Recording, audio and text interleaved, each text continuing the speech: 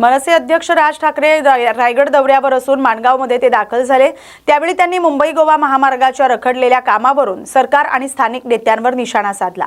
स्थानिक नेत्यांच्या हस्तक्षेपामुळे महामार्गाचं काम रखडल्याचा आरोप करत केंद्रीय मंत्री नितीन गडकरी यांनी देखील कंत्राटदार कंटाळून निघून गेल्याचं सांगितल्याचा दावा केलाय। रस्त्यासाठी सरकारनं आधी जमीन संपादित करणं आवश्यक असताना जमीन संपादनाआधीच कंत्राट देण्यात आल्याचं त्यांनी म्हटलंय।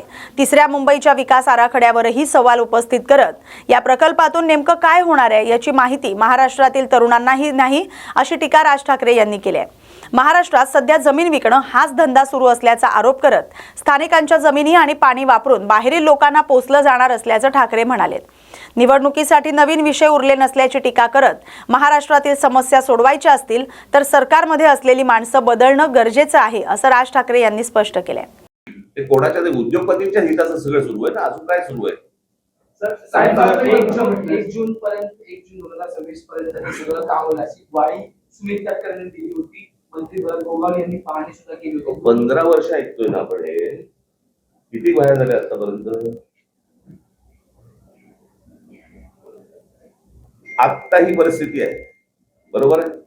परत तुम्ही उद्या येणार असाल गणपतीच्या वेळेला, मग आमच्या चाकरमानी कसे अडकले आहेत आणि मग कसे खड्डे पडले आहेत वर्षानुवर्ष। ते मला असं वाटतं 15 वर्षापूर्वीचं फुटेज काढून जरी तुम्ही आता दाखवलं तरी तेच आहे, नवीन कशाला पाहिजे तुम्हाला?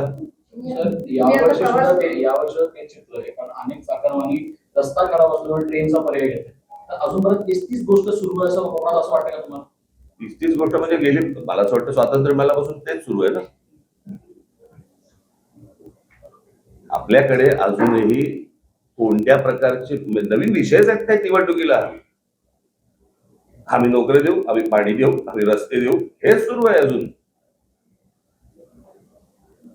मी मागे एकदा माझ्या मुलाखतीमध्ये मी सांगितलं होतं, मी एकदा स्वित्झर्लंडला गेलो होतो, बरीच वर्ष झाली त्याला, आणि तिथे गेल्यानंतर मला सगळी तो देश फिरत असताना मला पहिला प्रश्न पडला, तिथला विरोधी पक्ष भांडतो कशावर? सगळं सुंदर आहे, सगळ्या नोकऱ्या आहेत, गाड्या आहेत, सगळं छान आहे, पण तिकडचा विरोधी पक्ष काय म्हणतो, काय देऊ?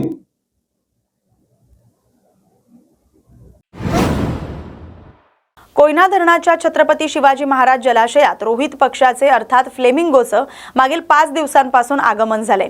या देखण्या आणि परदेशी पाहुण्यांच्या आगमनामुळे परिसरातील पर्यटक, स्थानिक नागरिक आणि पक्षप्रेमींमध्ये कमालीची उत्सुकता पाहायला मिळाली। कोयना जलाशयात दरवर्षी विविध देशातून आणि राज्यातून अनेक स्थलांतरित पक्षी या परिसरात येत असतात। यावर्षी जून आणि ऑगस्ट महिन्यात थेट फ्लेमिंगो पक्षाचा थवा या परिसरात दाखल झाल्यानं जैवविविधतेच्या दृष्टीनं या संपूर्ण क्षेत्राचं महत्त्व आता अधिकच अधोरेखित झाले।